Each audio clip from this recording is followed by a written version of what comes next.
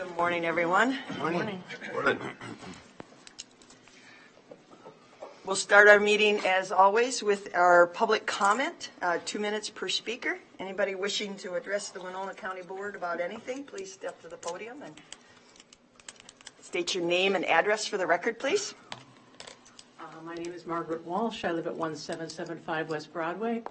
And I would just like to thank Commissioner Pomeroy for his years of service and his steady opinions here on the board.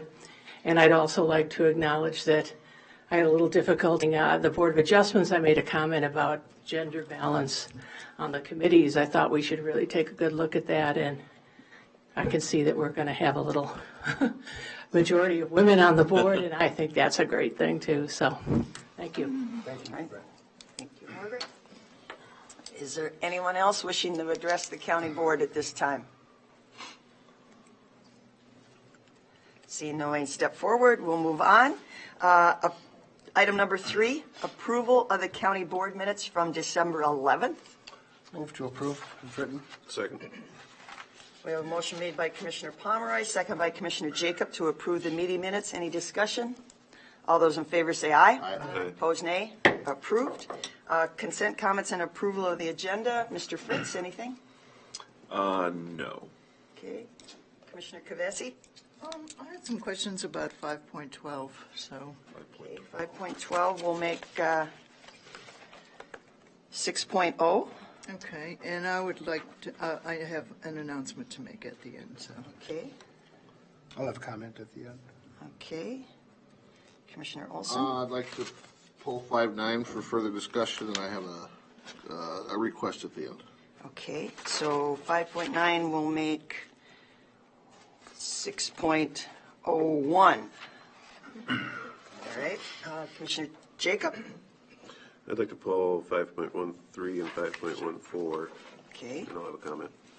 5.13 and 5.14, so we'll make those 6.02 and 6.03. All right, and you said a comment at the end? Okay.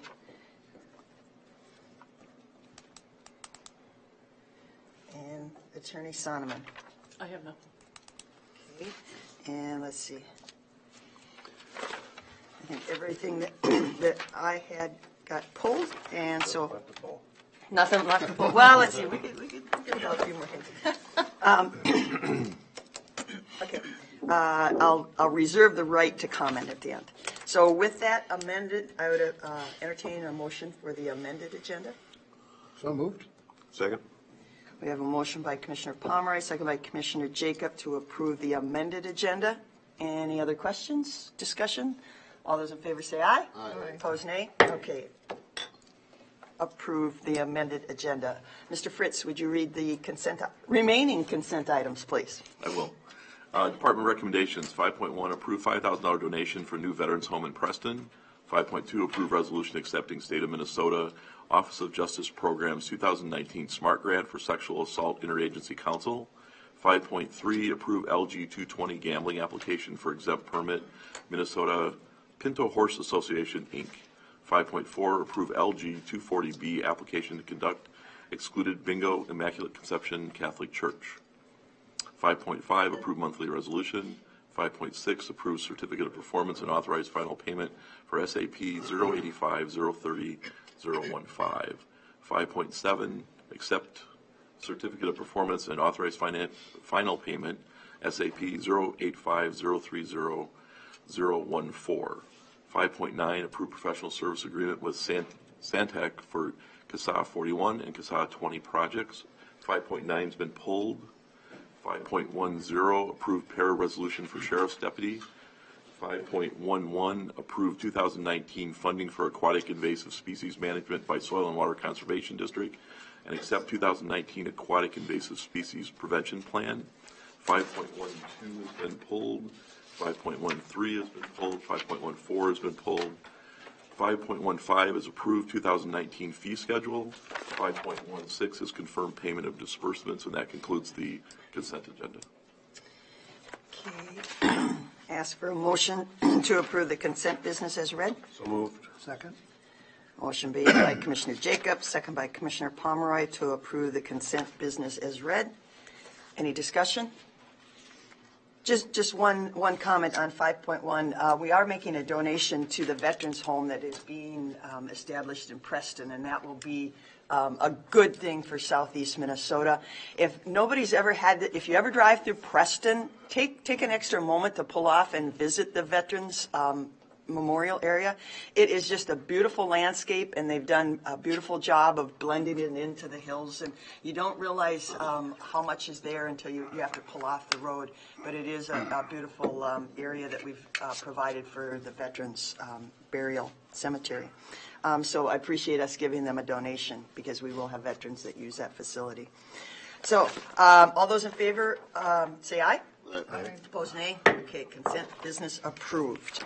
So now going to item 5.12. Commissioner Kavesi, you. Well, I went as we pulled up. Oh, okay, sorry. So 5.12, Commissioner Kavesi. I just had some questions, and I see all the figures and see how it lines up, but I wasn't sure if we're going to get numbers as part of our jail study, or if we need to request an update in terms of how many numbers of inmates we've had at $55 a day, just where we fall in those different categories. The jail study does include a number of data pieces, some of which are transport costs and some related transport information, also housing information at other facilities. So there's a breakdown.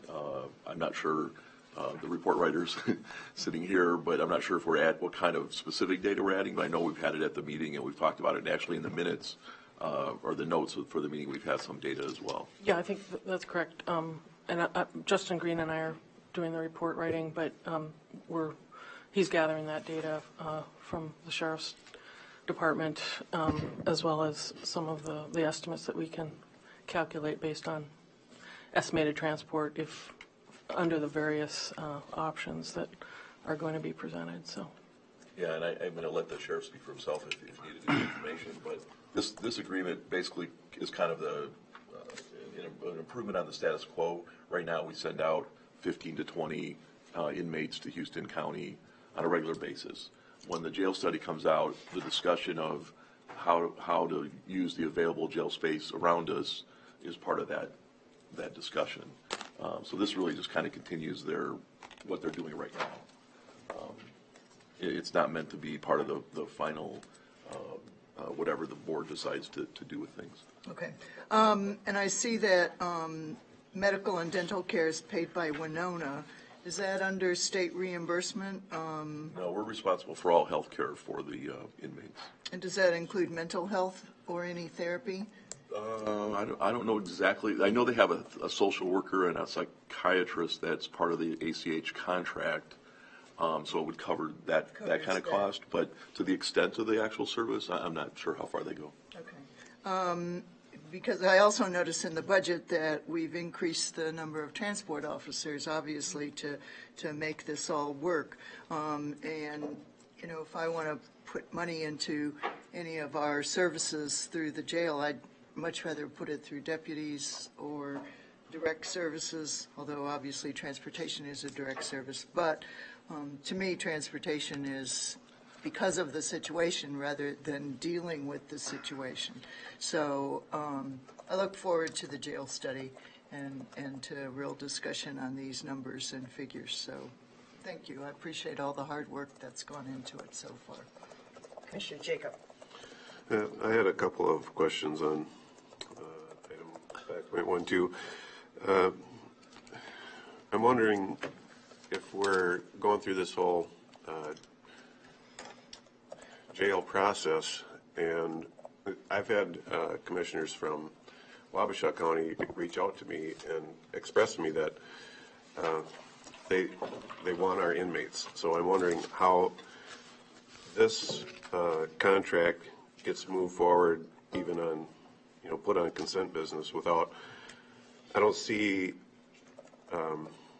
reaching out to a county that we may want to work with in the future I feel a little bit like we should be including them to either bid on this or be part of this process. The commissioners have certainly expressed to me that they're low on inmates, and so I'm wondering, Ron, could you express to me why we would leave them out of the process if we're going to try to build a relationship with them? This would be the same discussion that we had a couple of years ago when we first went with the contract with Houston County. We've had a very good working relationship with Houston County. One of the issues was accepting inmates from us. And Houston County has never refused to take an inmate from us. In the last 2 years when we had our contract, they only called me personally on one inmate and said, you got to get him out of here. That's a good working relationship. We've had at least one issue up in Wabasha County. So the bottom line was our jail administrator, our sheriffs with Houston County have had a good working relationship, and things have just worked out real well with the last contract. So I'd like to continue with that contract. The one incident that you had with Wabasha County, they refused to take our inmates? No, it was very common for them to call us. Well, first say they won't take an inmate because they know he was problematic or difficult. But many a time we would send inmates up to Wabasha County, and then they would call us and say, you got to get them out of here. And I'm saying that Houston County, that did not happen. And so part of the reason that I'm concerned about this is at the jail summit out at the middle school, that was part of the discussion, was that that's problematic with transporting inmates, is that they may refuse to take them. So I'm thinking within our contract, that should certainly be maybe negotiated or allowed multiple counties to look at that. If we're in need of having inmates housed, part of the business of being in housing inmates is that not all of them are going to be upstanding citizens. So And they kind of have us at a disadvantage when they don't want to take certain inmates. They love to take the inmates that are, I'll say, easy, cooperative. But there's, even this new Houston County contract has an out clause in there.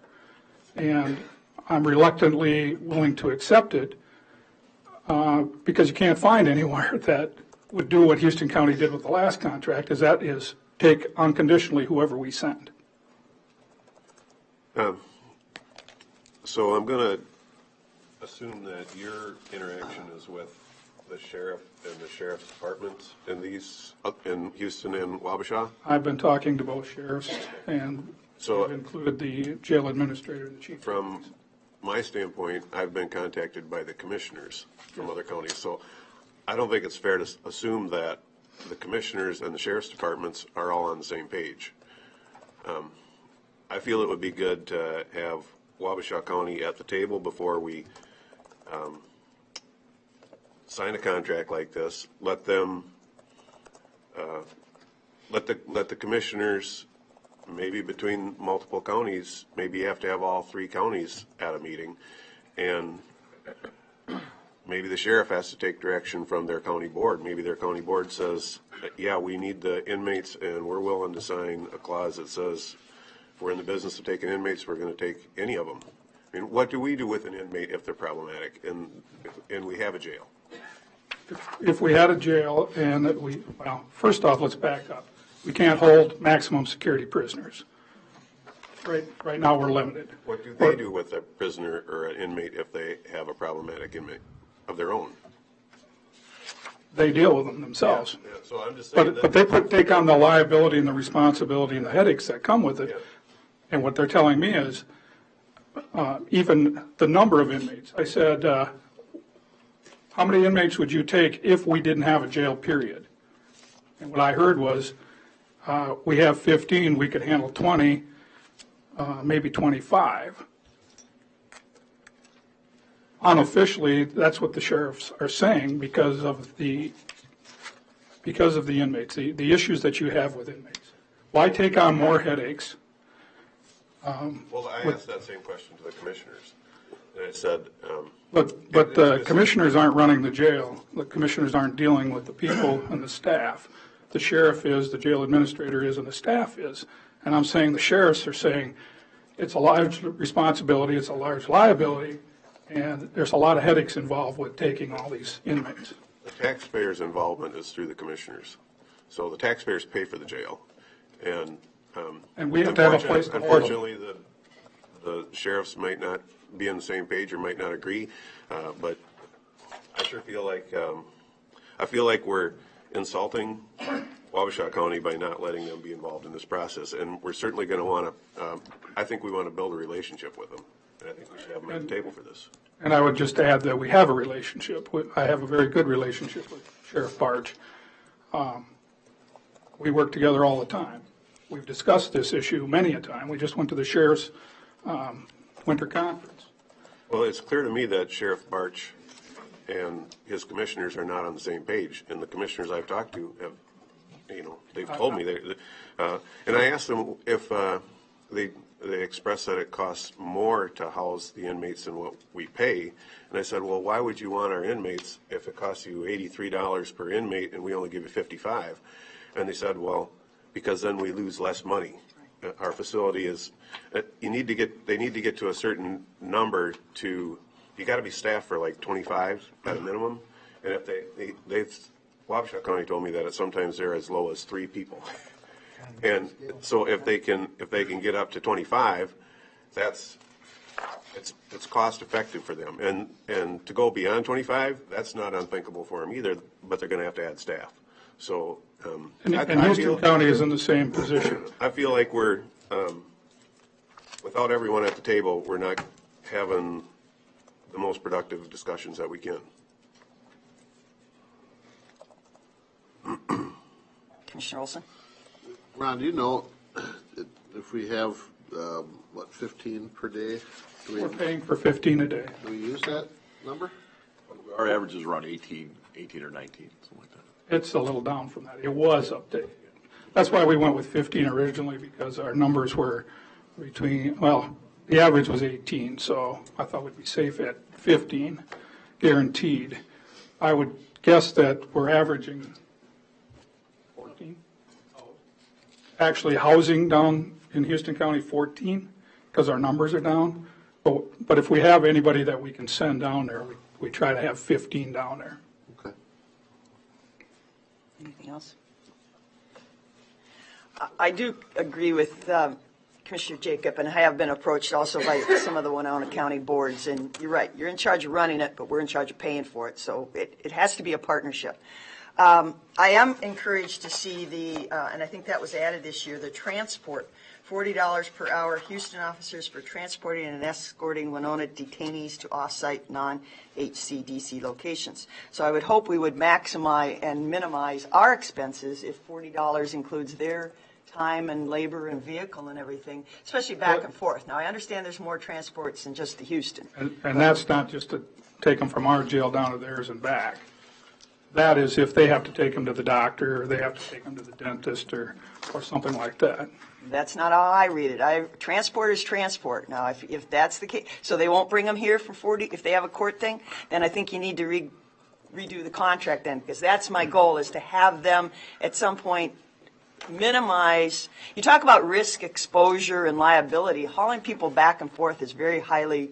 That's why they don't want to do it unless they have to. But see, but then you go back to page 90, we're all under Minnesota County's Insurance Trust, MCIT. So we need to work with them too, because that's our risk management company.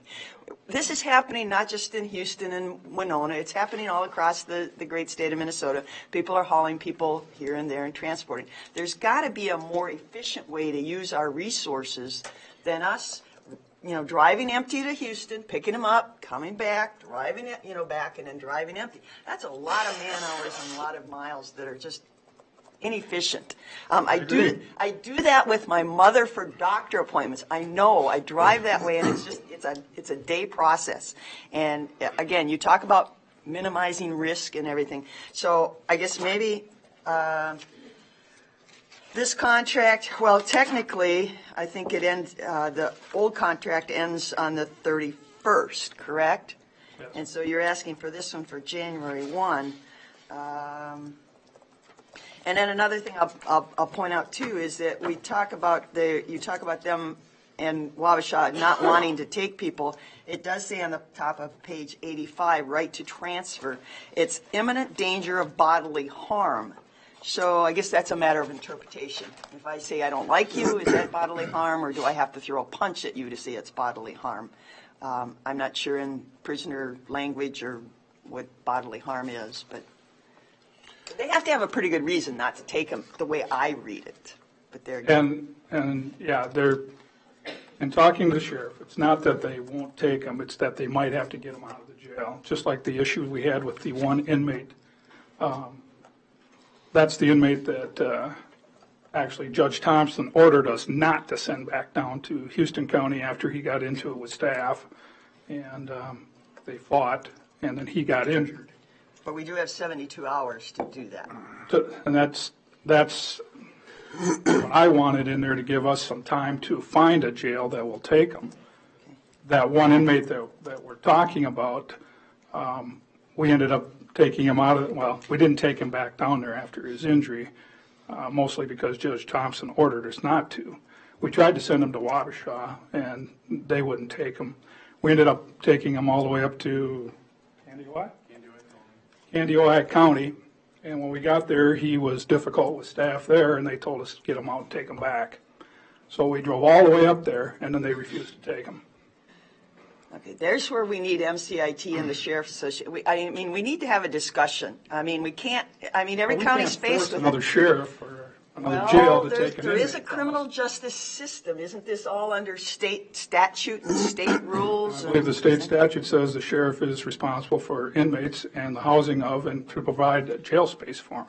So I guess we have to build something here, is what you're telling me. Go ahead, Commissioner Jacob. Yeah, so, like you said, we can't force them to take our inmates, and that's been a issue that's been brought up more than once throughout this process. I feel like this is a good opportunity to find out before we move forward with this jail process. We can't force them, but the commissioners and the sheriffs together could collectively say, yeah, we understand that if we're in the business of housing inmates and you're in the business of needing inmates to be housed, we're going to have to treat yours the same way we treat ours. So I think that could be negotiated in the contract between the commissioners and the Well, and that's why we have that clause in there that we can negotiate a wage for that really difficult person, our wage. We can negotiate a fee separate than the $55. If they have to call extra staff in to take care of one person, obviously that's a big burden on that county. So that's where the sheriff and I would sit down and say, okay, how much is it costing you and how much are you going to charge us? But with this clause in here, reserves the right to require transfer of a Winona County detainee who after, Could you reference where you're reading, Commissioner? on page 85 at the very first paragraph. Okay. After initial acceptance presents an imminent danger of bodily harm to HCDC inmates, staff, or their agents.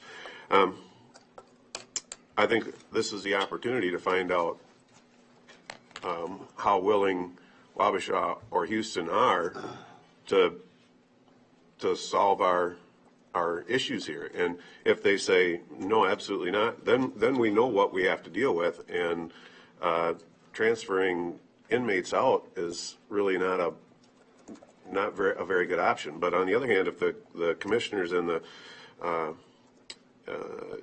Sheriff's Department staff collectively say, yeah, we understand that that's part of the business we're in, and we're going to have to take these inmates whether we like them or not. I feel like I'm feeling like this needs to be tabled, and we need to have Wabasha at the table with us, and we need to have a collective meeting, and we need to see where not just the sheriffs are at, but where the people who represent the taxpayer are at too. And look for a solution that works, not just for Winona County, works for them, and we'll find out that push comes to shove, yeah, we're not gonna take your inmates. I think then we know what we have to build for. But on the other hand, if they say, yeah, we understand, then that makes a difference in what we're gonna build for too, or not build for. So can I ask you a question? Of course. So if we talk to Wabasha County, what are we trying to do? Are we trying to get trying them to to- take the inmates for less than $55 a day? No, we're saying, we're in the business of looking for housing for our inmates. You have a solution, and Houston has a solution. Either who wants to give the better deal, or who wants to, by just saying we ignore Wabasha, how is that inviting or anything other than insulting to them in the future?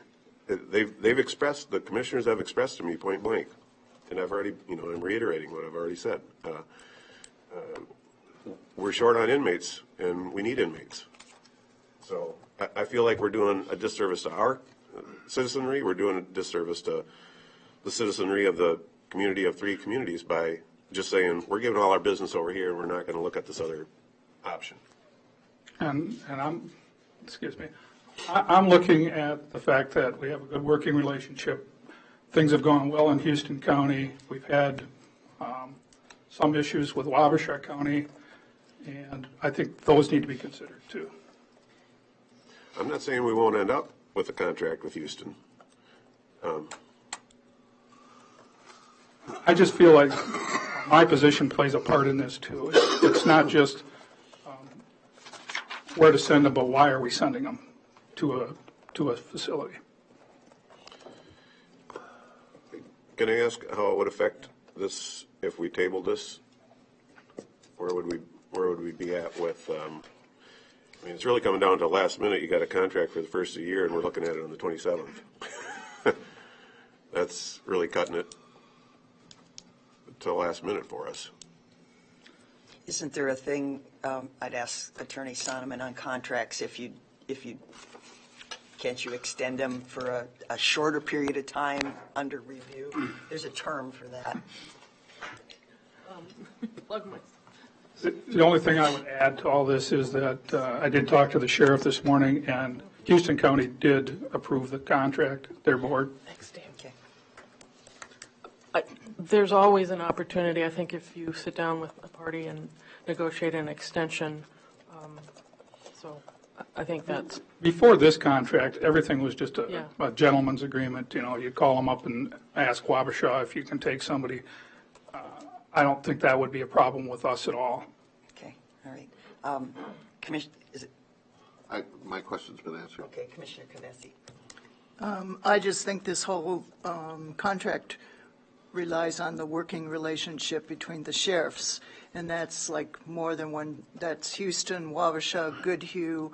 Obviously, you call Homestead. whoever you can. Yeah, Candy Ojai. And I see what you're asking for, Commissioner Jacob, but I think that in an informal basis, it's already there. We have several layers of negotiation right in this contract because they can take a person or not right off the top. They can take a person, and if they have to put him into special supervision, then there's a higher price. That's $100 a day. And you can take a person for a while, and then if there's an incident, we find another place. So there's all kinds of levels right in this contract, and Wabasha is in on those levels. All the county sheriffs around us are in on those levels because you may call on any of them at any point in those different arrangements. So There is no contract with Wabasha, right?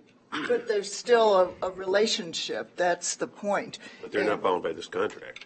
No, but there's a relationship. The sheriff can call, the sheriff up there knows him. If there's issues between the commissioners and the sheriff in Wabasha County, I think they need to resolve that. But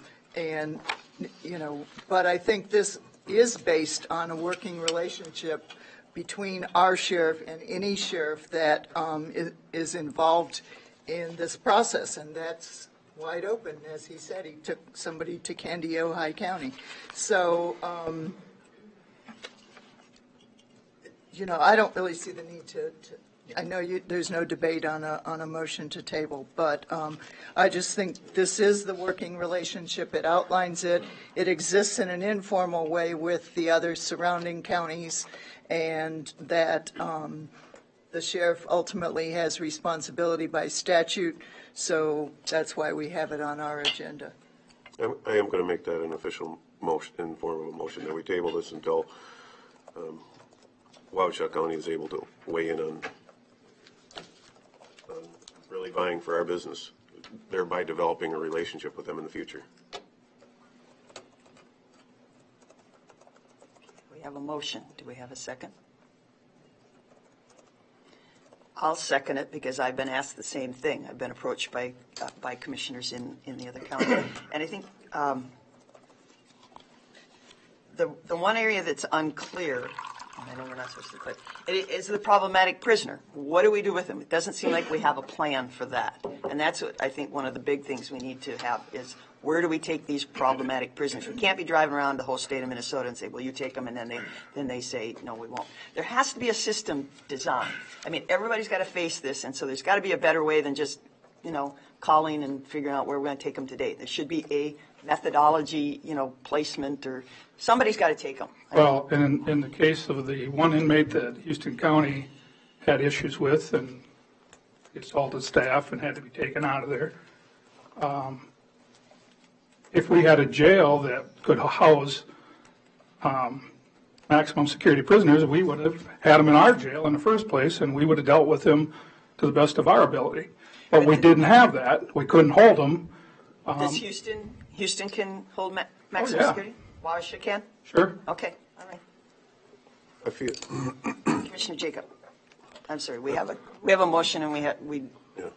do you want, it's your motion, do you want to discuss it some more? Yeah. I know, but it was his motion. Okay, all right, Can I make one small comment? we'll let you.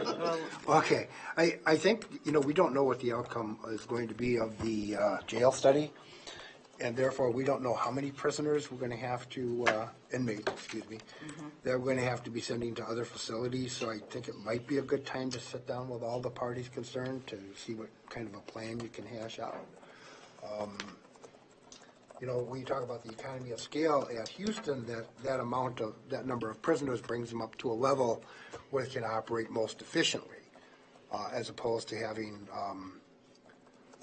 more jailers than they do, with regard to inmates. A difficult balance there. So, I mean, it does pay to find out what your opportunities are in other locations before perhaps approving this. So, just my thought. Okay, On an undebatable motion. so, yes, we'll end our debate. We playing by Bob's rules today. Okay. Motion is to table with reference to having a meeting with our joint neighbors, both Houston and Wabasha, to discuss some of our opportunities for housing inmates. All those in favor say aye. Aye. Aye. Opposed, nay? Nay. Okay, it passes 3-2. So the direction is call a meeting, as I understand it, with sheriffs, county boards, jail staff, whoever you feel should be there, and maybe we need an MCIT representative because they carry the liability insurance for all of us. I think they're a critical part, and probably the sooner the better. And tell Houston County that we're hoping they honor our, I don't know the right term, it's not gentlemen's anymore, that agreement, that mutual agreement. We continue until we get this figured out. Yeah, I don't think that'll be a problem with Houston County at all for us to continue As doing what we've been doing Okay. until this gets resolved. Okay, all right. Thank you.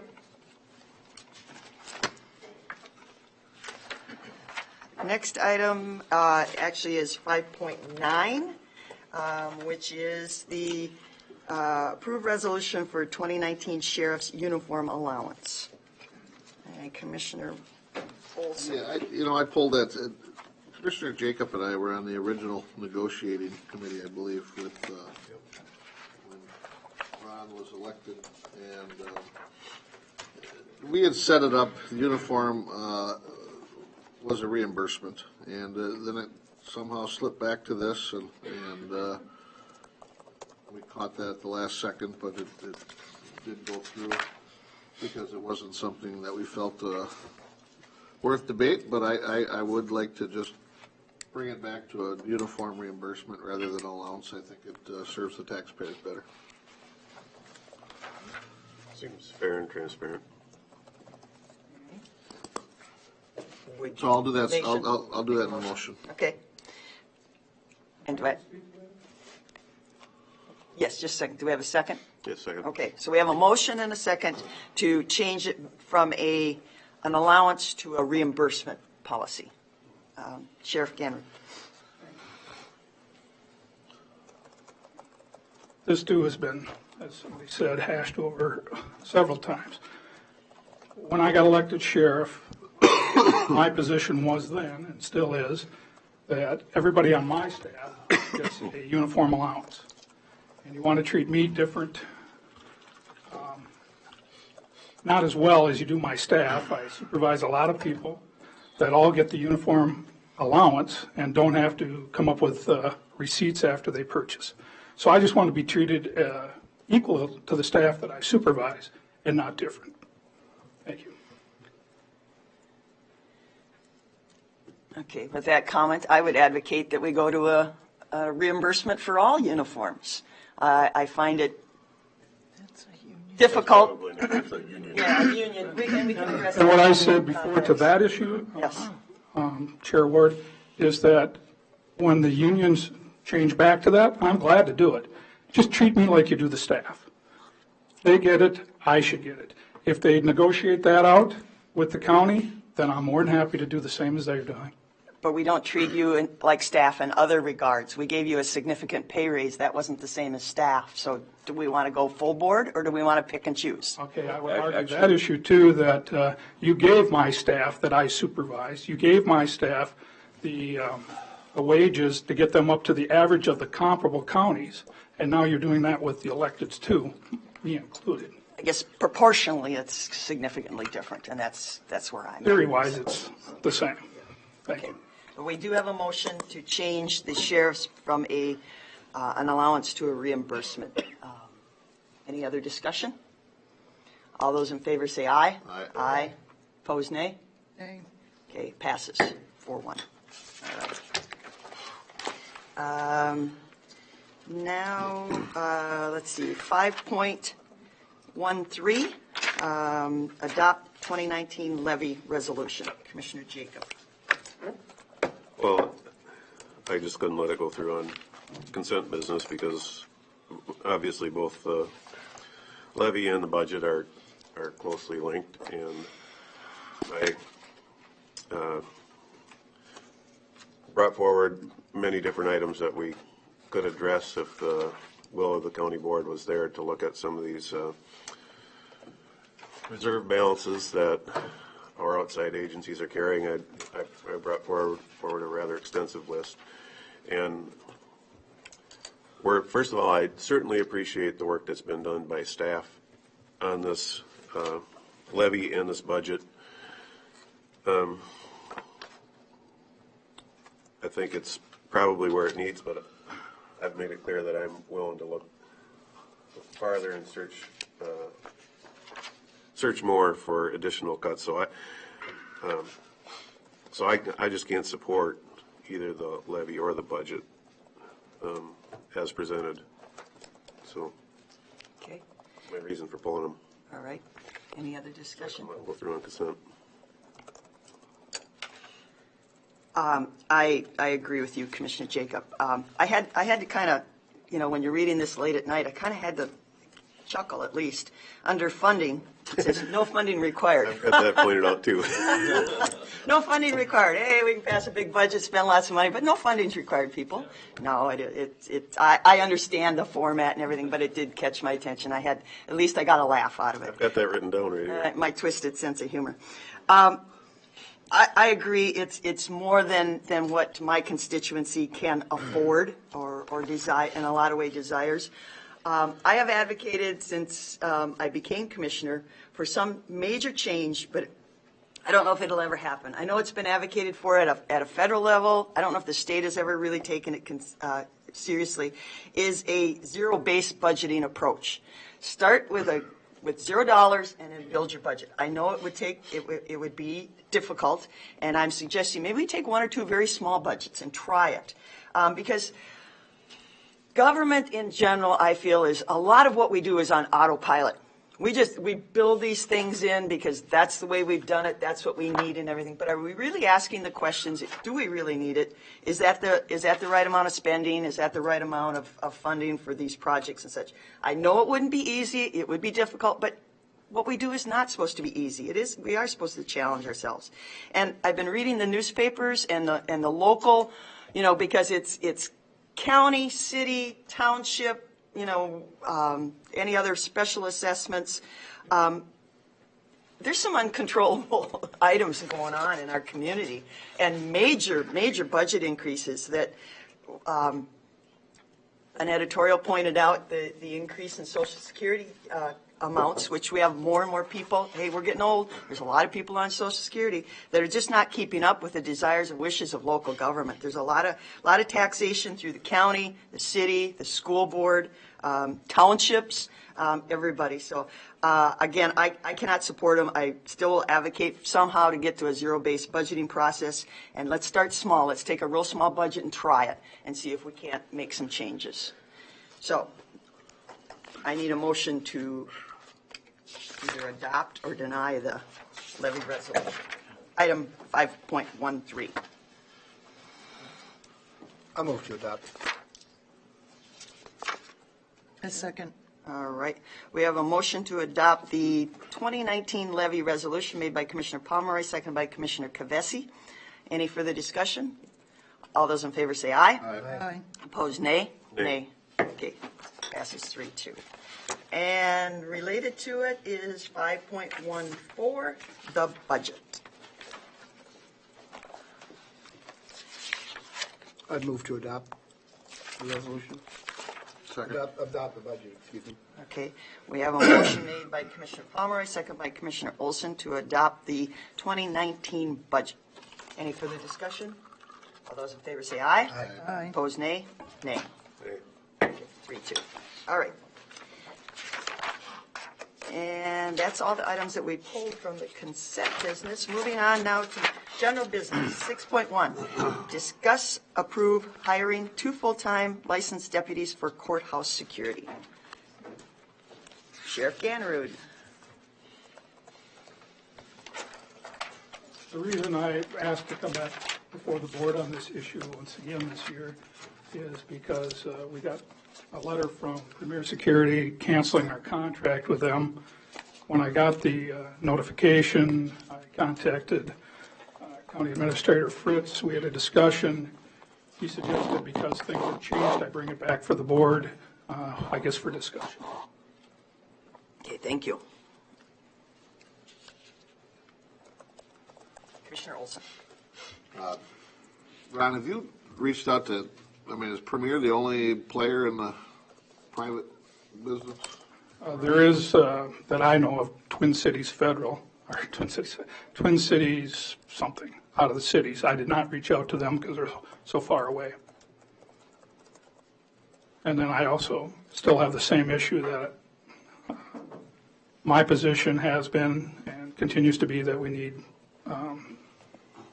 licensed people working security there. And then that was, of course, backed up by the county attorney's written decision that we should not use private security as armed guards in the courthouse. I saw your survey you've had of other counties, And a few more answered today, but not, only 2 so more. I see there's a mix of having armed people, and Ron, I do respect your position on this. I'm just asking for a little change in mentality. you know, you compared us to other counties, you just talking about your uniform, you want to get what others got because, well, that's not fair, but can't we be a leader in this and then come up with something that nobody's done before, rather than just following suit with what others do? Something that suits the purpose, protects the situation, protects the courthouse, but is innovative. If we just keep following what others do, then we're just going to keep being followers and not leaders. And I'm just asking. I know that you're And beating again, your head on this. public safety is my concern. That includes the judges, all the staff that works in the courthouse, including the county attorney's office, everybody that comes to visit. I just want to make sure everybody's safe. Public safety is number one. Since Premier Security left, we've covered it the best we could. I would have used 2 deputies on overtime to cover it, but I don't have the staff to do that. It was we couldn't even fill the schedule for the 30 days that we've done this with a licensed deputy, so we had to make do, as we always do. Even with 2 licensed deputies over there, that's going to leave us short because whoever's working over there is going to accrue vacation time. We're going to have to fill their shifts.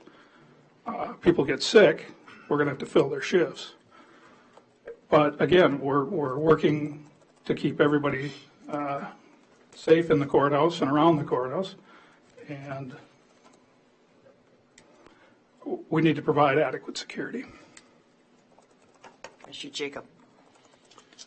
Okay, I see of the 87 counties, you've got, you said 30 responses, and of those, it's not entirely consistent that everyone is using licensed peace officers. Isanti County says uniformed, non-licensed, unarmed bailiff with taser. Very small county, Okay. But it's outer metro county. very small county that, So anyhow, we've still got 57 counties that we haven't queried on this, and I'm wondering whether there's any solutions in any of those counties. And kind of dovetailing on with Commissioner Olson's train of thought, I understand you're busy, and you see the solution the way you see the solution. I'm on the same page as Commissioner Olson, and what I think we should do is maybe set up a committee that is going to look for an alternate solution. And if the only thing they can come up with is that we hire 1 or 2 licensed peace officers, then we'll know that that's what we need to do. But I think to ask you to find a different solution, you're busy and you've offered a solution, and here it is, and it won't take very many years, and it's $1 million of taxpayers' dollars. So that's a tough pill for the taxpayer to swallow. What we've been doing has not been dysfunctional. So I'm gonna make a motion that we set up a committee specifically with the specific directive is to look for any option that could solve courthouse security. Okay. That is a motion, correct? Yeah. Okay. Do I have a second? For the purposes of discussion, I will second that. Okay. All right. Commissioner Pomeroy. One question, if I could. With regard to your scheduling at the courthouse, now there's 3 or 4 courtrooms there. And so, there's 3 courtrooms. 3 courtrooms. So if you only have 1 courtroom scheduled, would you absolutely have to have the 2 full-time plus another person coming in on overtime? Yeah. The one thing I have a problem with is paying overtime for normal duties outside of an emergency. The idea of paying overtime for somebody to just monitor theirs. Well, on a grant, we got 2 magnetometers, upgraded the one we had. If there's 2 courtrooms going, or even 3 going, which happens occasionally, one courtroom, we have to decide which is not going to be having a guard in there. They'll have a bailiff, but no guard. But But, I'm getting to where you yep, have. so there's we zero. have, if we have no court going, then one is roaming the grounds and taking care of the county office building and this building if there's any issues, but they're making the rounds. The other one is sitting at the magnetometer, screening people as they come in and leave. Well, as they come in and watching them leave. I would like to see us man that magnetometer a lot more than we do. So when with the two staff, we have been manning the magnetometer and screening people coming in. And again, the other person is in one of the courtrooms that's going. We just had it here last week that they were manning the magnetometer, didn't realize that there was court going on, and we didn't send anybody up to court that we should have. I guess what I'm getting at is, in looking at your plan here, it doesn't really look like a final plan. It looks like, well, we'll try this, and then we'll use overtime deputies for other needs as they arise and such. Well, It just doesn't seem- my plan would be to have 3 licensed deputies provide security there. Then when somebody's sick or on vacation, I don't have to backfill. I'm We still have, reacting to this here. bare bones is 2. We've always had 2 since we started having security.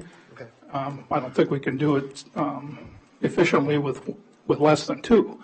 If we had 3 full-time deputies, we have it covered.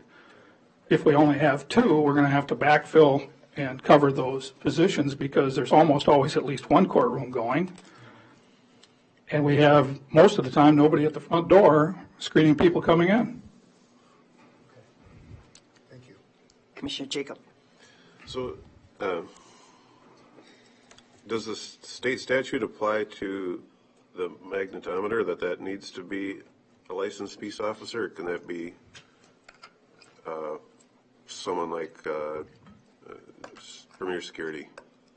And I checked with Premier Security to provide us, I'll say, on-call staff in case we needed to backfill, and they are going to charge us over $43 an hour for one person, unarmed. Okay, so my question is there statute that requires that it's a licensed peace officer? None that I know of. So now we're moving licensed peace officers into manning the magnetometer, and you said, quote, roaming grounds like the county office building and COP. the grounds, yeah, so that seems like a rather expensive option. I'm just saying that when we had Premier Security, the position that, what we paid them to do is provide security in the courthouse and the other county office buildings. So they would come here, do a walkthrough, they would go over to the county office building, and if there was a call, an issue going on, a lot of times they stood by for child welfare cases because they obviously get a little heated sometimes. Rather than me send a deputy over there, we were sending court security if they weren't in court. But it seems like not all the work has been done here on, the question was asked, is there anyone else other than Premier Security?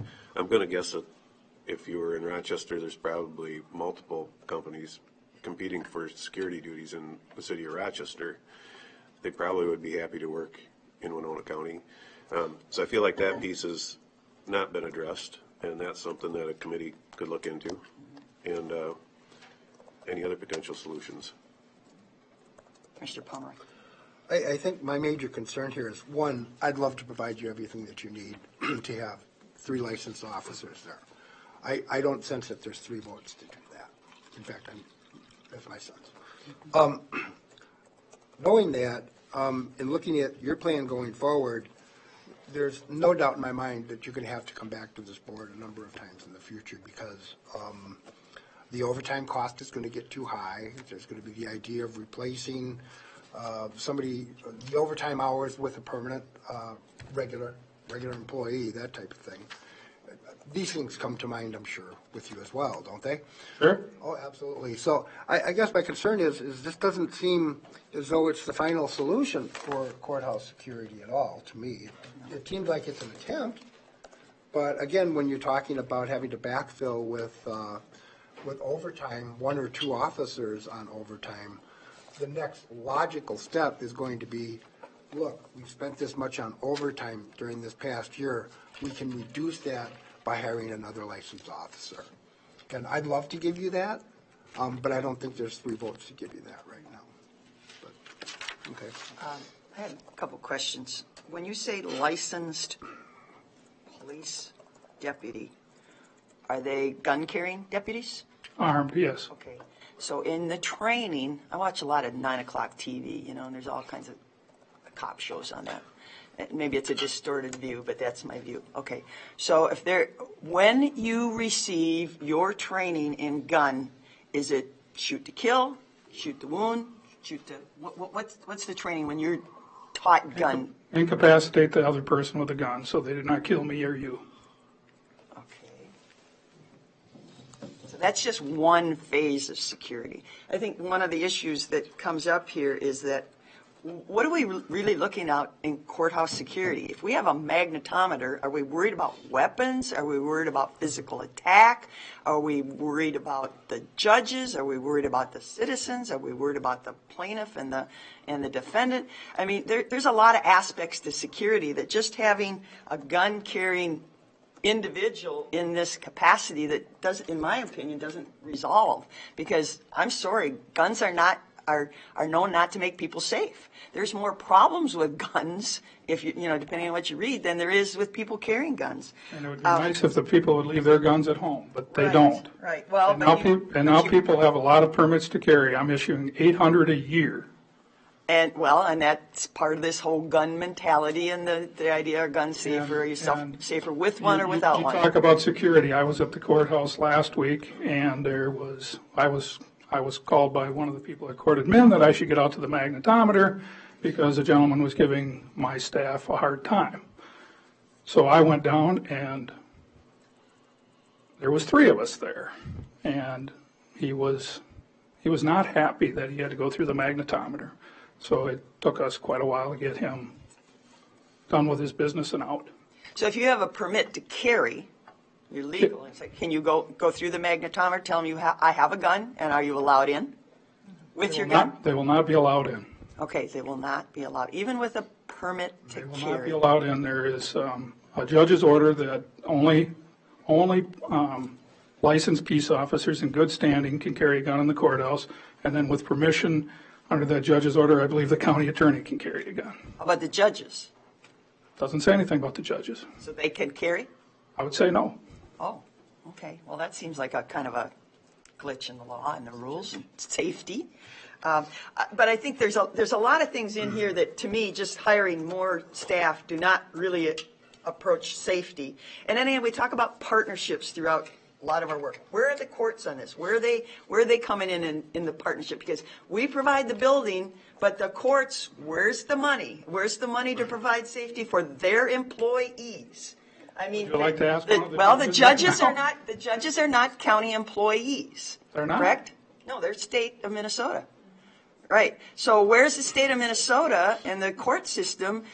Where's their responsibility, liability, and everything to protect their employees? Are you asking me, or are you asking No, the judge? I think I'll get. I know what kind of answer I'll get. So I'm not looking for an answer. It's a point that maybe we need to drive up the food chain and create these partnerships.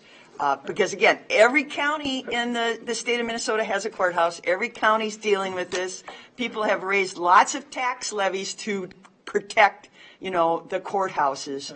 And we've said people in this building, people in our human service, they're as at much risk as anybody because they deal with these people every day, full days. And so again, who are we protecting? How are we protecting them? That's a big philosophical question. Sure. Can I Yeah. ask a question? I Judge don't know if you'll get an answer. But Judge Beitendorf took the time out of her day to attend this. I don't know if she has anything she wanted to say, but I guess, would it be all right to ask her? Sure. Judge Beitendorf, do you have some words of wisdom? Did you come bearing a checkbook to cover your costs? And then we love spending other people's money. We have to have you come to the podium and identify yourself for the public, please. I am Judge Beitendorf, one of the judges here in Winona County, and I will say that we have very emotional hearings at the courthouse, and we deal with people's money, we deal with their children, we deal with their freedom, their security, and I've been in the court system for quite some time now, and I've had incidents where respondents will come running at me during a hearing when you least expect it. You don't expect things to happen. That one particular incident, we had a doctor on the stand, and the respondent came running right at me. Luckily, we had a retired police officer in the courtroom at the time, and before I knew what was happening, I turned around and the guy was up against the wall right behind me. We've had defendants being tased in the courtroom. We've had, just within the past month, we had a harassment restraining order where the parties, right when they walked out of the courtroom, they started getting into a physical fight. And we were lucky to have Rob Aberbeck, who was just happened to come upstairs because he was in a different courtroom, and he was able to handle that. We don't have people in the courtroom that are able to handle that. I'm not a fighter, so I can't do that. We have these issues a lot in our courtroom, and if we don't have security in there, I don't know what we do. We can't handle that. I know the state, that's a big budget issue as well, to cover courthouse security, and it's also a county building, and we have county people in there as well.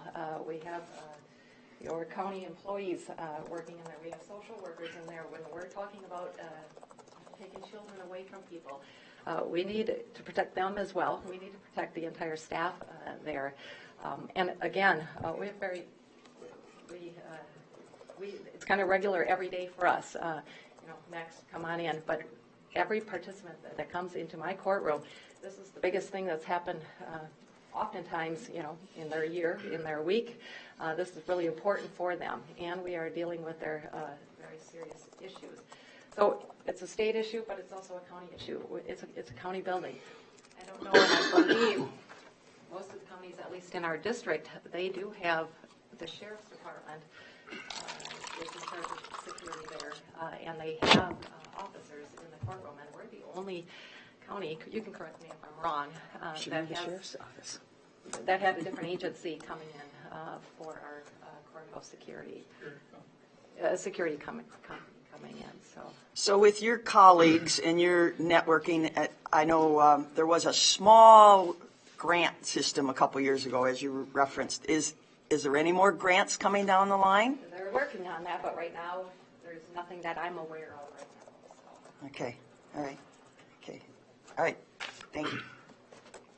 Well, we have Commissioner Kavesi. Thank you. I just want to point out two particular issues. The survey did reveal that 27 counties out of 30 are using police officers, trained police officers.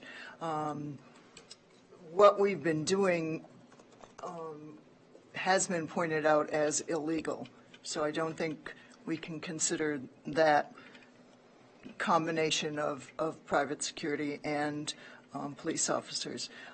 Is it a drain on the budget? Possibly, but so are the other services we supply. Overtime will also be a drain and will not provide full public safety. So I think we've just heard from the judge on issues in that one courtroom. We also heard from Judge Leahy that she will not hold court unless there's security present. That's her solution to to weighing in on public safety. She feels it's such a strong issue that she's going to cancel court. So I just feel like, is it perfect? No, but it's what we need to do because the issue is public safety. So I would speak against the motion. Okay. We have a motion to form a committee to do some more investigation and come up maybe with a different, more long-term solution. Are we ready to vote? Okay, all those in favor of the motion to create a committee, say aye. Aye. Aye. Those opposed, nay? Aye. Okay, 3. I didn't, you said aye, she said aye and nay, so Well, it was at the second. so- Yeah, I voted against Against it it. because primarily Yeah. I think this is I was going unclear. to run its course, and I think you're going to be back, and I think it's going to end up in a certain spot, so. All right. I'm sorry, so I have a 3-2. question if I could. Yes, When we met the last time, Commissioner Olson made a motion to give us $30,000 extra over what was budgeted. right. And he basically said, I believe, don't want to micromanage, so here's the money, put it the way that you see fit to provide security For 2019, that would be for 2019. Yes. So, Can you make it work? so we still have money there. It's not enough to do what I need to do, but there's money there to get at least one full-time deputy. Right now I'm paying overtime to cover this. I would like to get a deputy hired if I'm going to get at least one deputy out of this, because you said you got this much money, right? How about a couple part-times? We don't have any part-time. Have we ever advertised for part-time? The only part-time Or we have. retired? So a number of them used part-time, or some of them used retired. Do we have Yeah, anybody in I that think that would be a pool? labor negotiation thing. We would have to get some kind of thing in the contract unless it's going to be, Professional services, we do it all the time. Not a union issue. Well, I don't know. If we're going to hire a licensed deputy that can carry a gun, and they're not going to be a deputy, but they are a deputy, I don't know how that works with the union. That should be part of what maybe the committee researches. Well, We don't know, we can't answer that question today. So I guess, again, to ask the question maybe a little better, I think I have money there, and I have enough for one licensed deputy. Can I start the process to hire a deputy now so that sometime in 2019, we're going to have at least one deputy? I don't know what I'm going to have past that, rather than spending overtime to fill it. at this point, we haven't voted to take away the $30,000, if that's what you're asking. That's already in the budget for you. Right, we've allocated that. I think So I have, Well, but be careful what you, I would say, word of caution as to what you propose to do, because because one isn't going to cover it. You've just said, you point blank have I said, we can't won't. cover it, but I'm covering it with one right now. But one won't do it. It won't. Okay, unless Judge Leahy cancels court, then that helps us out. If she really is determines that, then that helps us out. We need less people if that's her stand. I don't know if that's right, but I mean, she's publicly said that. So again, if you hire one, they're on staff. And so that may restrict you in the future if there's only X number of dollars allocated to this function. I'm just looking at the overtime we're spending. Right now, to cover security, because we do not have premier security, we are currently paying, and it's not costing us anything in the 18 budget because we had monies left over. So it's pretty much a wash for the budget for 2018. But as soon as 2019 starts, I would hope I wouldn't have to pay overtime to cover security in the courthouse. Well, and it was suggested earlier, maybe the magnetometer, which doesn't need that high of a level of a person, that maybe you can save some money by having somebody of a lesser certification, licensure, gun carrying capability man that. That may save you, again, I think the idea of the committee is to look at a number of options. So the sooner the committee meets, the sooner the committee makes a recommendation, the sooner we can move this off of our agenda, is my thought. Okay, I have a question. Yes. Who's the committee? I have a question about that also. Well, we would take volunteers from the county board. I would recommend that the county attorney have representation on there because it's going to come down to what is legal in certain issues, and I think we need specific legal representation. Well, the legality can be challenged by just the list of people that we have from other counties. There's a broad range of people doing different things, so obviously legality is a matter of opinion. Well, and I would also like to point out Well, that Isanti, I mean, they're non-licensed, unarmed. in how many They're cases, unarmed. Yeah. Nobody said we can't have unarmed Okay. private security. Well, Yes. yeah. Okay, so that's part of the committee's decision or hopefully analysis. Could I just say one thing, and I probably should have said it before we made a motion. There is a courthouse security committee. It has met multiple times. It's talked about issues of security, and much of it can't be discussed in public.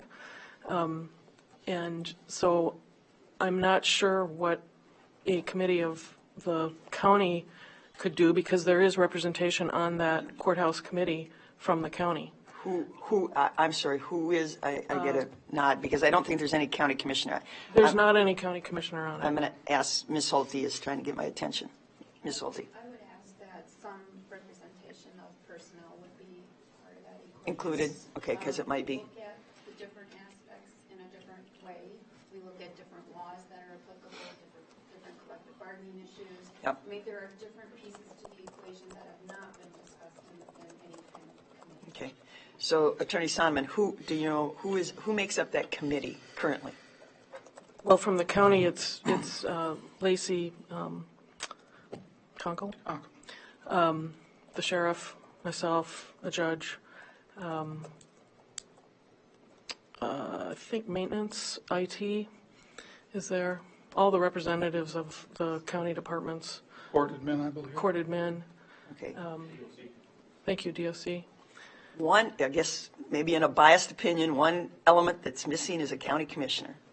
Well, but I would also speak to that, and I know you've already talked about the fact that the state hasn't provided or doesn't provide sufficient funds for many programs, and that's correct. But again, courthouse security is the province of Sheriff Ganrud, and he is operating both as the sheriff representing all citizens of the county, but he also operates as a quasi-judicial officer of the court and receives directions from the court, as was put in our memo very clearly, I think, and also very detailed about his responsibilities to the court, his responsibilities to the citizens of this county, and the fact that the courthouse is a unique building, which we also pointed out in that memo.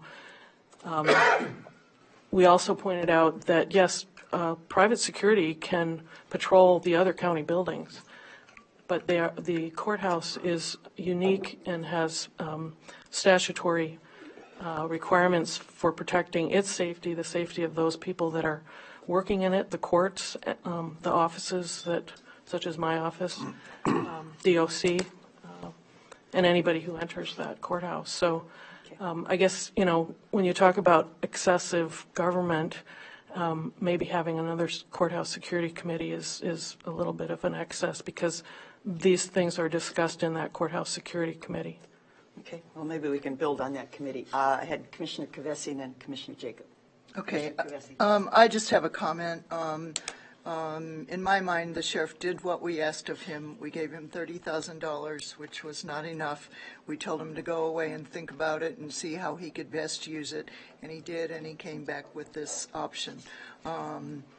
So that, to me, stands.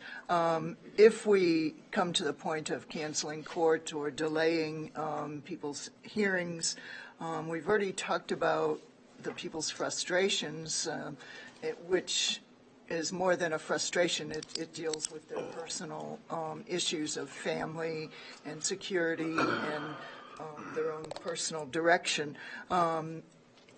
So if we're serving the people, I'm not sure it helps to further frustrate them.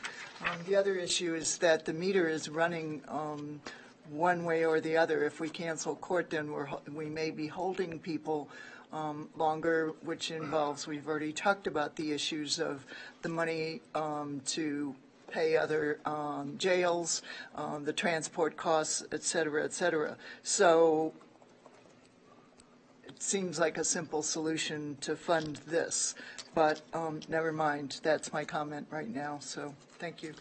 Commissioner Jacob. Okay, when I made the motion to form a committee, I didn't say to appoint the county's court security committee to this task. I feel that it should be more of a financial exploratory kind of alternative committee. I believe administration should be at the table. Personnel, we need to have options brought forward, and I'm certain that the existing judicial committee, if they see anything wrong with the options that are brought forward, they'll certainly make those statements. But there's 51 counties that have not even been looked at. So the intent of the committee is to find some new blood that's going to think outside the existing box. Could I just make Yes. a comment on that? Go ahead. I did talk to Sheriff Inglet this morning, and if you recall, this issue really started with them back in 2017, because they were losing their court security licensed deputy, and they were looking into using a security company, and Houston County went away with it, or went away from that and back to a licensed deputy. Status quo for them. But Mark, Sheriff Inglet pointed out to me that he did poll the counties just like I tried to do. I sent an email out to the Minnesota Sheriff's Association, and I sent that out on Monday after County Administrator Fritz asked me to do that. Yes, I got, on my thing to you, I got, I think, 30 responses. Well, 3 more came back, and those 3 also use licensed deputies. But Mark reminded me that when he polled them, he could not find any county in Minnesota that used private security. Certainly you don't have an issue with it just being looked at. I mean, if that... No, I'm just saying, the evidence will you were prove bringing out. up that we only had a response from 30. Well, yes, I had 30 when Chief Deputy Mueller sent it out, same thing I sent out to the chief deputies. I think the goal is the same from the county board as it is from you, to find a solution for courthouse security. I understand you want it today and you want it the way you presented it. We're saying the same thing with this committee. Let's find a solution that's both legal, but maybe we need to look outside the box, and I think this is a perfect solution to do that. Commissioner Olson. You know, Ron, I've talked to the court security officer in Houston County. It's interesting that I asked him why he was, I believe, a investigator or something at the sheriff's department, and why he took that job. And he said because he was sick of chasing bad guys and dealing with the bad guys, and he opted to do the courtroom security. So maybe it is a different job than a deputy job description. You know, maybe it's for an older gentleman that doesn't have to go chase bad guys and will be content to sit in a courtroom and or in a courthouse. So I'm sure he still is licensed, so he's qualifying with his license, but maybe the job description's different. So, you know, maybe it's not a deputy. So maybe it's, you know, I know that a deputy might be the ideal catch-all job description, but it could be you know, something a little bit more innovative to look at, you know, courtroom security officer, still licensed deputy, but you're not going to have to go chase bad guys and drive around in the storm on county roads. And I would say ask John Grable. He chased plenty of them from the courthouse. So I just put that out there. That, Yes. you know, it might be a different category, something innovative job description that might catch more people that would do something. And I would say that, you know, using that mentality, if you have the money in your budget to hire somebody, then you know, work with Marine and the union job descriptions, and maybe there is a job description that would fit something like that is less than a deputy, but still they can, you know, carry a weapon and do the job, but they don't have to worry about going out on the road and chasing bad guys, slipping in a ditch and falling in the mud and getting cows off the road and all that good stuff we read about in the paper. Okay. So the question was asked, who should be on the committee? And I asked for you had, administration and personnel. right, and probably somebody from the jail or the courts. Yes, no, I think they're going to review whatever options we come up with anyhow. right, yes. Should we ask for volunteers? And do we want to put a timeline to the committee? When you say volunteers, are you talking about commissioners, or are you talking about other Well, volunteers? Staff, internal staff that work with the courthouse is what I'm thinking of, those that are directly impacted.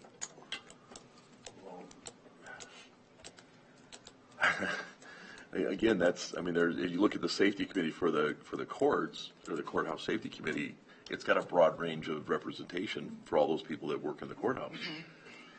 Pretty fair number of stakeholders in that. So how big a committee are you talking here? I mean, and then, I think, from my point of view, without having law enforcement on it, we don't have the expertise to decide. I mean, we can make recommendations financially. We can say this might work better than this, but in the end, we're not security experts. So, we can provide our expertise in personnel and how we can craft something, and we can look for innovative solutions. Now, but we still need to test it with the people that are involved.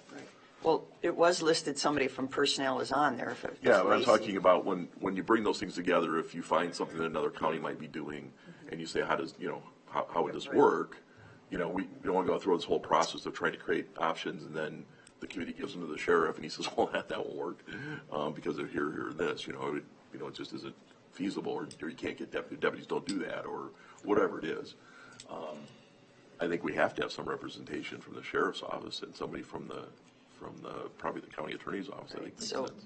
Commissioner Jacob, would But then you we're kinda going like to back to- build off that existing committee? But I also really think we need some commissioners on it. Yeah. This is one where if staff just brings it back, without some kind of input from commissioners to help guide it, I don't see us going anywhere.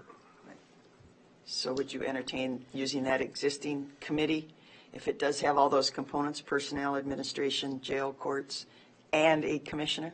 I see Ms. Hulte. Chair, I would recommend that we separate the discussion that would need to occur at that courthouse security topics versus this topic. There are things that should not be discussed that are discussed at that security group meeting that should not go outside that. I think we need to separate that discussion. Yeah, I'm not suggesting we use the courthouse security committee. Okay. I'm saying that how many elements from there do we need? And to keep the committee, fairly reasonable in size, I think my point of view would be you need a commissioner on there, you need the sheriff, you need the county attorney, Maureen, myself, and maybe a few others that you think make sense. But, maybe that kind of those other slots are kind of open to what people think, but that would be my suggestion. Okay. So that administration, Commissioner Jacob, I'm asking because you were the maker of the motion. I think that would be a good makeup for committee. Okay. If there's a couple more you Sure. think make sense, or if the staff, if Karen or somebody thinks should be in there, then that's fine, but. Commissioner Kavesi. So the committee, as it stands, does not have a commissioner on it yet. You need to select one, yeah. I would question the need for that. Ultimately, we're going to deal with the issue as it comes back to us. And if there's private issues that are discussed, it just seems to me that this group has the expertise. We've set out the questions and the framework, and that's our job.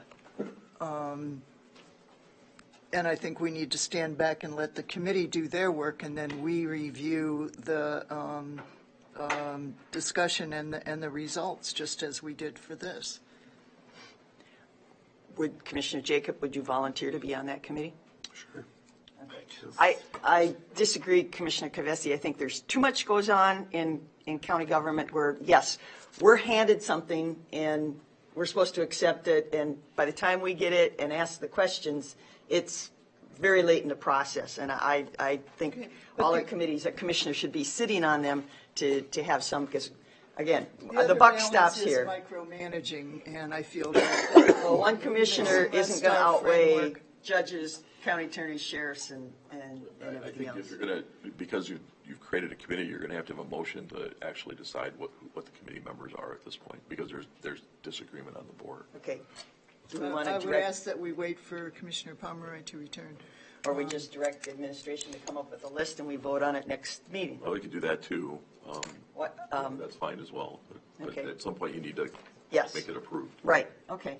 But we have, we'll wait for Commissioner Palmer.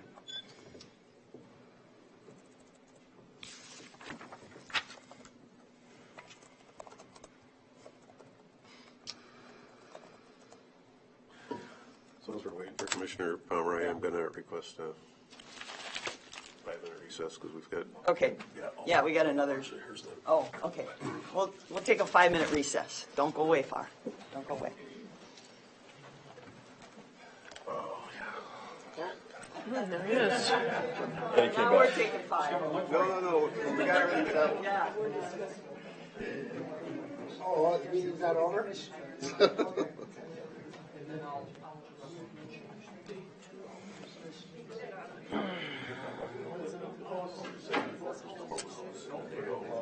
No.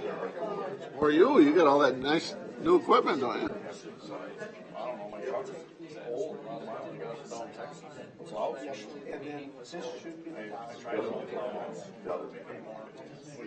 Yeah. What are you doing with your sidewalks? Are you driving your... Yeah. Yeah. I have. Exactly the width of it. You do the whole block while you're at it, huh?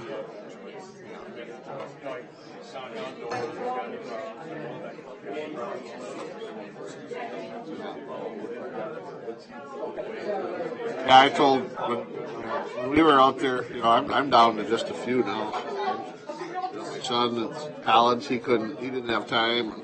My daughter would, with her school, she didn't have time, so it was just me. I was getting burned out. So I just have a handful now that I do. And I have all this equipment. Well, it's not really big because it's versatile. You can mow grass, you can do sidewalks, and I have backup to my backup. 'Cause you always need that. You get one of those 20 inches, stuff starts breaking. You have to have a backup when you have customers anyway. So.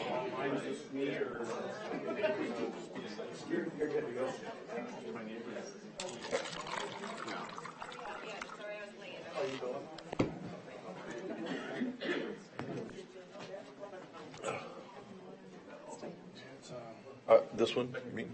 Or I was just going to bring it up when they bring it up, yeah. Yeah, no, I got it, yeah. Yeah.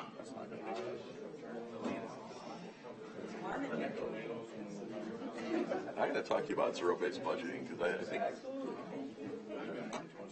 there's some conceptual issues that We had my brother flew from we go Hawaii through and got his every daughter single and item on the budget, which is son-in-law start at zero and you say, why do you need this? grandson, Why do and you need they this? Why do you need stay out in the cities for Christmas. So, And he said, oh, they want the to ski. benefits you think are there. He's a surfer and stuff, so he wants to do snowboarding. And I said, well, good luck. A lot of it's on autopilot, though. But there's some things you can't, even I if, know. even if you sit at the table and you say, okay, well, we have a labor contract that means this. Okay? There are some things that when you say it's autopilot, there's a reason they're, It's auto. it's not like they're just on autopilot Well, because we're not looking at them. it has to, it probably has to start at the top and come down. The federal government. Look at the Well, federal exactly. government. I mean, We could shut the only- federal government down and look how much is still Right, working. but we can only deal with the county. I know. Well, they had already passed 3/4 of the budget. Yeah, so. yeah. Yeah. But I mean, I think at every level, I think. Well, I don't disagree that the federal government, I can. Federal a lot and of the reasons, state, and the state, they really need to stop and say, Yeah. do we really need to be? Oh, I totally agree with that. They're out of Because control. that impacts us. Yeah, Yeah. but what Yeah. we can control Right, is yeah, different. yeah. We need to work up and down the food chain. Well, yeah, I'm not saying we shouldn't do that. It's just that when you talk about our budget, Yeah.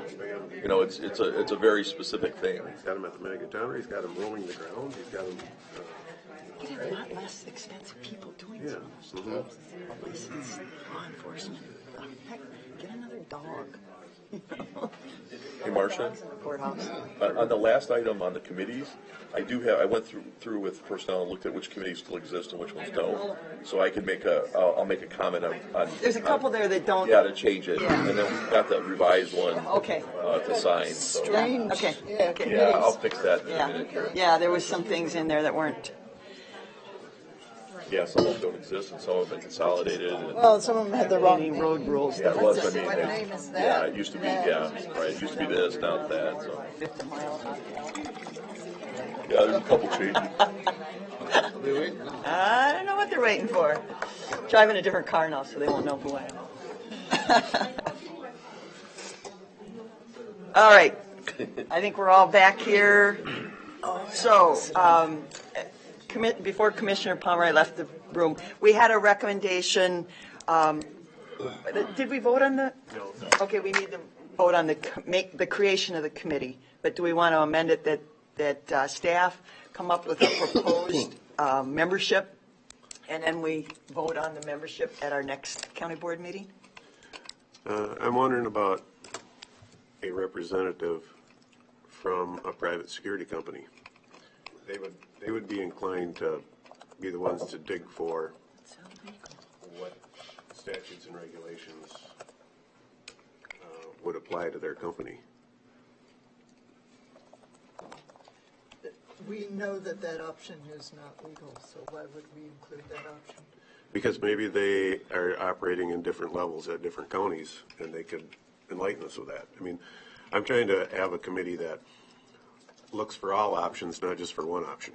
Okay, but the sheriff said, and this is a quote, "No county in Minnesota uses private security."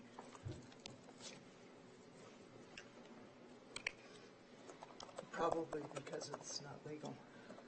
I would caution having somebody from a private security company, number one, because how do you pick that company without excluding others? And number two, if the recommendation of this committee is that you look at, say, a hybrid option of private and licensed peace officers, that you've got someone on the committee who has a financial interest in the matter. So I don't think it would be a good idea to have somebody from any private business on that committee that would have an interest in providing security at the courthouse.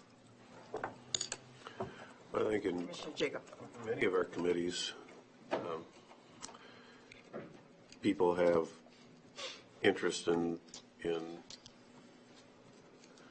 whatever their position within the community is, and that's what brought them into that committee. So, and those are quite generally the people who have the most expertise. So, I would say the person who has the most expertise on this is Sheriff Ganrud and his staff.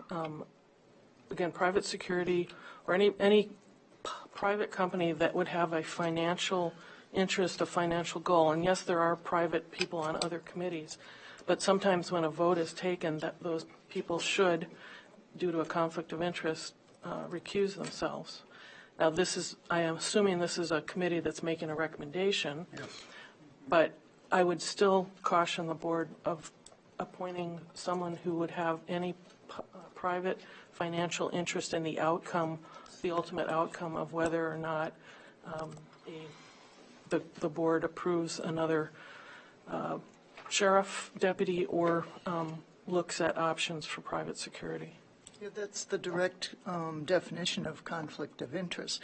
And we may have people on committees that have interests, but we shouldn't have anybody that has a direct financial interest in any of the activities because it's conflict of interest. Okay, so the motion was to create a committee. I'm asking for an addition to the committee to have administration create a list and bring it back to the county board at our next meeting to approve the list for this courthouse security study committee. Is that? Can I jump in for a Sure. second? Can you decide whether you're going to include a commissioner or not? Because that's going to be, I mean, the rest of the list is, we'll go based on expertise and so forth, but. I am totally want a commissioner on that. I think. we do on most of our committees. Well, I'm just asking the board to address it formally because I think there's a difference of opinion on the board. So, Okay. All right, so the motion is to create a courthouse security committee. I'm putting in the administration to come up with a list of committee members, including a commissioner, and present that list to us at our next county board meeting for approval of the committee. Is that, am I paraphrasing it? Yeah. Okay, and you're the motioner in the second? Yeah. You have the motion you need? That's just what I, and, okay, As stated. yes, all right. So you're okay with that as making the motion and, okay. So all those in favor as the motion stated, say aye. Aye. Opposed, nay? Nay. Okay, 3-2. All right. So Mr. Fritz will come up with a list for our next board meeting. All right, thank you. Thank you. Let's see, we've got item 6.2, adopt resolution commissioners' salaries, page 262. Okay. I wanted to speak to that. Yes, Commissioner Jacob. So, on all the resolutions, it includes, and I feel this should be separated out and discussed separately, it includes the per diems for county committee members. And I would like to see a comparison of other counties, what the committee members are receiving, because I'm looking at $25 per day as the per diem, and I'm thinking some of these committees meet for multiple hours. $25 don't even pay for their babysitter, much less any stipend for their work. So I feel that I feel like in the 7 years, or my seventh year here, none of this has ever been discussed one time, and for sure that portion I feel is, I'm going to guess, is not in line with where other counties are at, and I just want to be fair, and I'm not so sure that continuing to ignore the commissioner salaries is the best thing for the position in the future. As for who we might get to run for office, not looking at it for ourselves. So I feel like to continue to ignore ever discussing it, because it's probably the best thing to do politically to get reelected.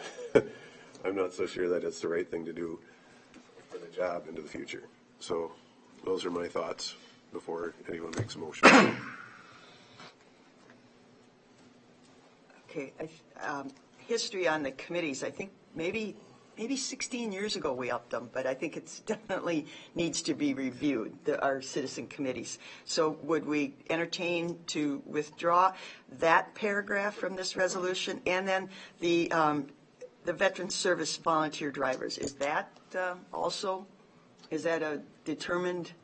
well, remember we were changing that to the DAV is going to do that, but it hasn't been in place yet, so we might still have a month or two or. Oh, where we're still, Yeah, because they're we're doing still that working on the private. details with that, so you need that in place so we can pay them for that couple months if it gets delayed further. Okay, but that will be the Yeah. private That's organization. Yeah, that's through the private organization pays we get Okay, donations. so we for can that. leave that there for. Yeah, and the other adjustment for the resolution on just the names of the committees, we have the agricultural and rural issues committee doesn't exist, and then the conservation and development committee doesn't exist. I don't think the Hiawatha Valley Resources. Right, and then the Hiawatha, my third one, Hiawatha doesn't exist. And then the two community service ones, one's a health service advisory committee and one's a human service advisory committee. That should be the community services advisory committee, it's just one. Right. We made the changes in a document, for the board, so if we could reflect that in the motion somewhere.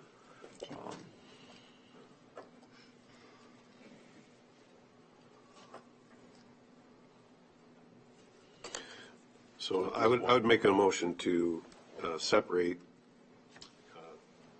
it'd be the 1, 2, 3, the fourth paragraph, and have that be different issue than the commissioner salaries. Withdraw that paragraph from this current resolution Yes. and address it. I would second that, but amend it to indicate that the per diem rate will remain in effect in 2019 until changed. Because otherwise, in 2019, you don't have authority for any per diem. Right. Right. And we could change that at any time, right? So it'd be, so do we leave it in there then? or do Yeah, we leave it? just the motion that, or the amendment Jim made would be fine. Okay, all right, until further Right. discussed. Okay, Ms. Holte? Madam Chair, if I could just ask that that also be prefaced with that it'll be in compliance with the law. I don't recall off the top of my head whether we can change the per diem for the first of the year. Compensation applicable to elected officials has to be set prior to. But again, if you can just preface that it would. Follow the rules of governance. Okay, all right. Well, it would be before the following year.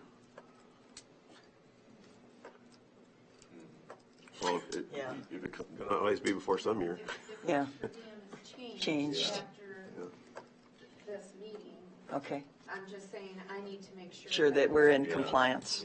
That we comply with the law. Okay, all right, so we leave that open to legal and with what Commissioner Pomeroy said, till further reviewed and subject to change. All right? Okay, so we're going to, that's a motion to remove that. We're not voting on the resolution at this time, we're just voting to remove that paragraph. All those in favor, any further discussion? All those in favor say aye. Aye. Opposed, nay? Okay, that's carried. So we'll remove that, or add that language to that fourth paragraph.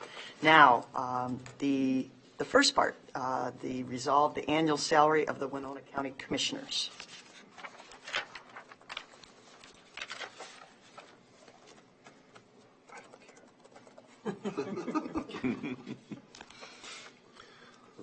Sounds like Jim would go either way. Pardon me? Sounds like Jim would go either way. He said he doesn't care. Yeah. Well, I'm not supposed to make motions, so I won't make the motion, but I can put my 2 cents in. Of course, I've always felt this job to be a public service, and the pay is, very adequate.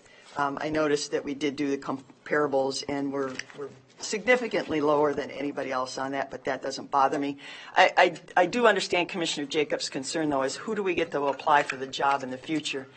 And in fact, just this morning, when I was getting dressed to leave the house, which is unusual to get dressed up on a Thursday morning because our board meetings are usually Tuesday mornings, my son asked, well, who applies for that job? If you have a full-time job, who applies? I said, well, that's the beauty and the ugliness of the job.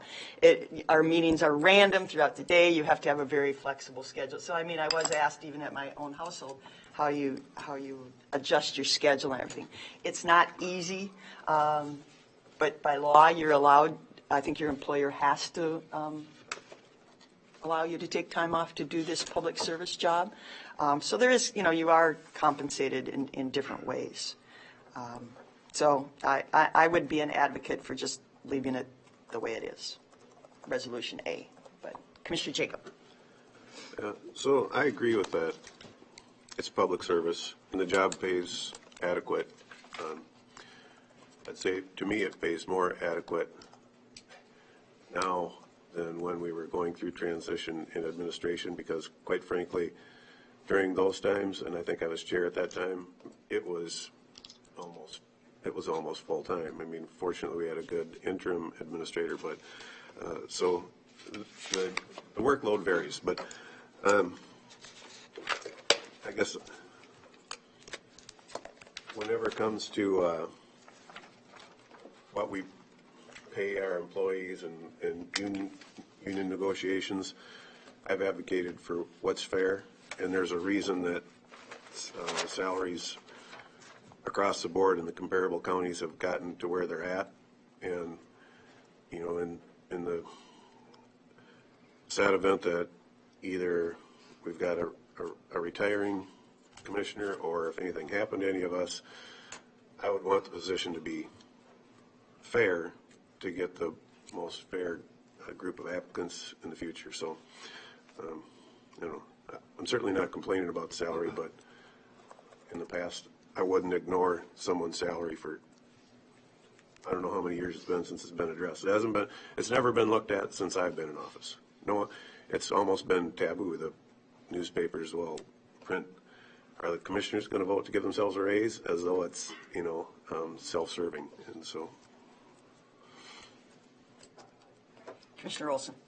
I think I've made the statement before. I'm probably the only one here that has I'm not retired and I'm not privately employed, but I am employed by an employer, and I'm not self-employed. So I do know that it is a strain to take off work, but I knew that when I got into this. So I'm going to make a motion for option A, resolution A. I second that.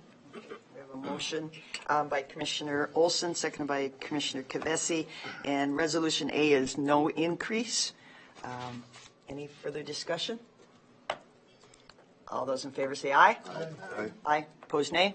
Okay, pass. Did you vote? Yeah. Oh, okay. All right. One of your last votes? I think that There's might, another one. There's another one. You can, all right. I don't think there is another one. Well, to adjourn. Oh, Okay, we have, there's a very important last vote. Committee reports and communications. Commissioner Kavesi. Yeah, I just had a couple issues. I would like to announce that Project Find did receive another grant to continue their welcoming table meals, and those happen monthly, alternating between lunches and dinners. And it's a great opportunity to come in and meet people that we don't necessarily run into day to day. So I just encourage us all to congratulate Project Find on this initiative and to continue to support it. I'd also like to say thanks to all the people that worked on the budget in terms of our staff. I know that we took a number of different looks at different items, and while it's not a perfect budget, it does represent the best we could come up with this year. So I appreciate all the work that went into it. I'd also like an update at some future meeting on the where we are with the variance application on the Daly Farm. I've been getting a lot of questions. It was on an agenda and then removed. Does that mean it's back on the agenda? I would like some answers on that. So I don't know if that needs a second to put it on a future agenda or just a suggestion that we all have an update on where we stand on I think we that. can have planning provide an update. I don't know Yeah. if that's okay. Okay, that's what I want. Yeah, thank you very much. And I very much appreciate sitting on the board with Mr. Pomeroy, Commissioner Pomeroy. His wisdom and guidance has been instrumental throughout his terms, and I just wish him the best as he leaves us, and thank him very much for his service and wisdom. thank you so much.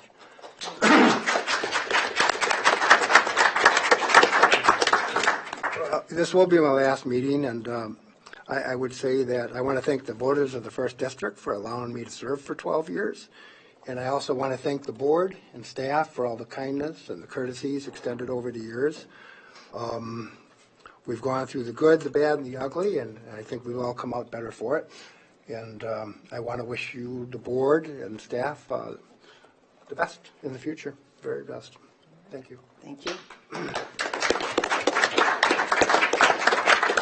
Commissioner Olson. I just wanted to make a future agenda request, probably for the first agenda of the year, if I can get a second. But I think it was the sitting board that in 2015 elected to do a chair rotation. We have received a memo from our county attorney saying that we shall elect a chair, and we've kind of done so in a convoluted matter where we've just rubber stamped to the rotational thing, and rather than giving the will of the voters, and maybe now is a good time with the board changeover. We have a new commissioner, for Commissioner Pomeroy's seat, that we explore going back to, I think, what the statute intended.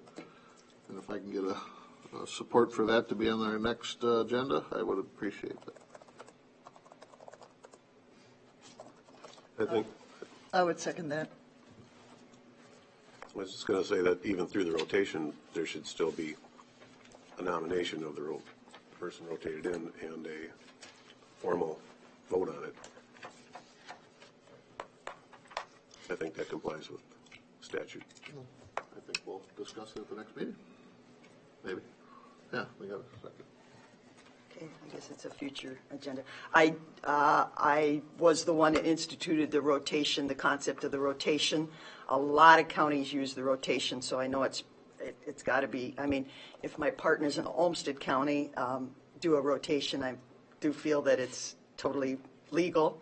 And yes, it can still be formalized with a motion and a quote vote. I would be disappointed if we do not follow our rotation because it gives everybody equal opportunity. I do remember personally being the first time on a board and trying to elect a chair, not knowing the counterparts sitting at the table at all. And at that time, there were 3 new board members. That really makes it an awkward and clumsy. And I think there needs to be some continuity through the system with the chair and the vice chair, and then the vice chair moving up to chair. There is some continuity in the thought and the process. So, but we'll put it on for the January, is it 8th meeting? Is that our next meeting? Mm-hmm. January 8th. Yeah, I would like to have some kind of a poll taken for other counties. In my discussion with other commissioners, there are not a lot of people following a rotation. But are we followers or are we leaders? That was discussed earlier. A poll. Who are you asking to do the Well, poll? I think we're actually discussing the issue, so we probably need to leave it. Right. But if you're asking for a poll, then you're asking for staff to do something additional prior to a January 8th meeting. That's a kind of a short time frame. I just think it's information that would be helpful to have. I don't want to discuss something outside of the agenda, but there's a lot of preparation that goes into making the appointments at the first meeting of the year, and how would we know which commissioner is going to be doing that? So, I mean, this needs to be, someone has to be prepared, and, I've been assuming that it's going to be me, and I would have my preparations made to make those appointments at the first meeting of the year. And if we change the process and someone else is appointed, they probably wouldn't have done the homework to have contacted all these many planning commission members and do a fair job of making an appointment, which I feel would be a disservice to the community. I also feel the rotation certainly gives a balance between rural and city. It gives all the constituents the opportunity to influence that position on the board. I think we should save discussion for the first meeting. I feel that all of us come prepared to vote and to make our recommendations on the appointments. So I'll wait till January 8th when the motion comes up, when the discussion comes up. Okay. Commissioner Jacob, did you have anything else?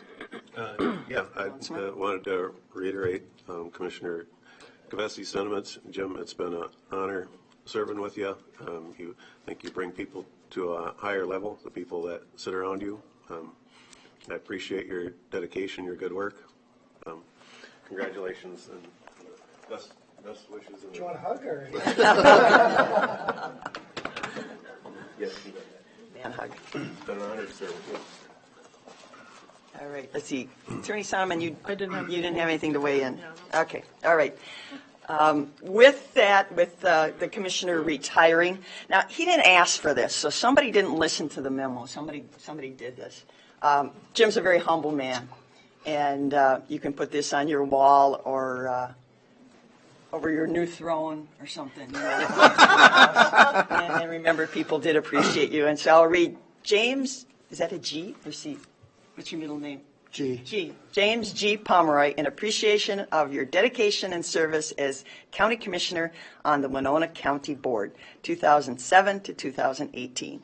And yes, Jim always is gracious and pours a very nice cup of coffee, and hasn't ever done anything that has been egregious, as we have sat next to each other for some time. And I do appreciate your service and your dedication. So thank you, sir. Thank you much.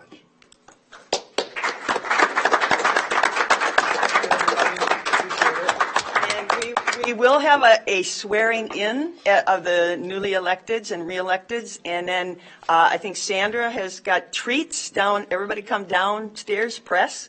Come downstairs to the lower level in the break room. There's some treats, and Bob's going to do the swearing in.